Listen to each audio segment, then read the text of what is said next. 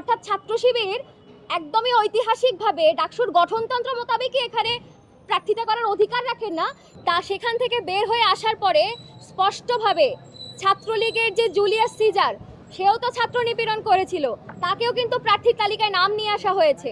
ফলে এটা শুধু এস এম ফরহাদকে নিয়েই আমাদের কোনো অ্যাকিউজেশন আছে, বিষয়টা এরকম না। ছাত্রলীগের মতো নিপীড়ক সন্ত্রাসী ছাত্র সংগঠন, স্বৈরাচারের দোসর ছাত্র সংগঠন এবং ৭১-এর যেই ঘাতক দালাল রাজাকার এবং এই দেশে বুদ্ধিজীবী গণহত্যাকারী যে সংগঠন, তাদের প্রত্যেকের বিরুদ্ধে আমাদের অবস্থান ছিল এবং সেই আচরণ বিধিমালার যেই বৈঠক সেটা শেষ করে আমি নিজে আপনাদের সামনে সেই বিষয়গুলোকে তুলে ধরেছিলাম যে না তো তারা জুলিয়াস সিজারের প্রার্থিতা নিয়ে কোনো করছেন, বিবেচনা করছেন না, তারা এই শিবির সমর্থিত এদেরকে নিয়ে কোনো প্রার্থিতা করছেন। আর একটা বিষয় একটু ক্লিয়ার করা দরকার, আজকে ব্যারিস্টার জ্যোতিময় বড়ুয়ার স্পিচটা যদি আপনারা শুনে থাকতে পারেন একটু ভালো হতো। সেখানে আপনারা দেখবেন যে রিট করে কিন্তু 22 না যেন 28 জনের প্রার্থিতা কিন্তু বাতিল করা হয়েছে। কিন্তু কেন এস এম ফরহাদের প্রার্থিতা বাতিল করা হলো না? ফাহমিদা আলম কিন্তু রিট করেছেন শুধু এস এম ফরহাদের বিরুদ্ধে।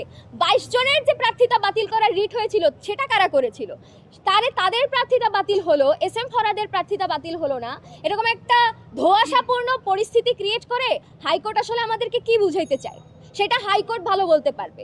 আর একটা বিষয়, কেন ওই সময় করা হলো না, কেন এই সময় করা হলো, সেটা আজকে সকালবেলায় ফাহমিদা আলম একটি সংবাদ সম্মেলন করেছেন, আপনাদের সামনে সেটা উত্থাপন করেছেন, ক্লিয়ার করেছেন।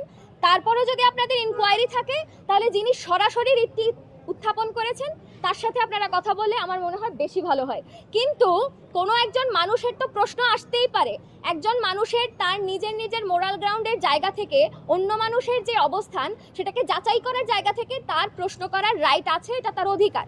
ফলে সে রিড করতে পারবে কি পারবে না সেটা তো আমরা ধরে বেঁধে তাকে সিদ্ধান্ত নিয়ে দিব না। সে তার জায়গা থেকে রিড করেছেন, পরবর্তীতে আমরা যখন সেটা জেনেছি আমরা সেই জায়গা থেকে তার সাথে কথা বলেছি, আমাদের মধ্যে এখনো আলোচনা চলছে যে এই ধরনের এই যে সিদ্ধান্ত।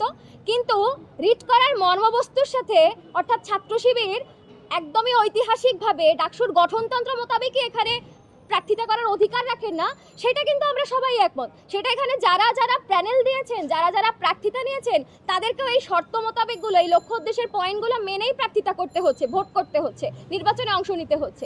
ফলে সেই গ্রাউন্ডের সাথে শুধু আমরা না, অন্য সকল অপরাপর যেই যারা এই ৭১কে এবং ২৪কে ধারণ করেন সেইগুলা সবাই একমত আছে। ফলে এটা একটা অবান্তর প্রশ্ন বলে আমরা মনে করি এবং আমরা মনে করি যে আরও যদি কোনো কোয়েশ্চেনারি থাকে রিট সংক্রান্ত আপনারা ফাহমিদা আপুকে প্রশ্ন করবেন।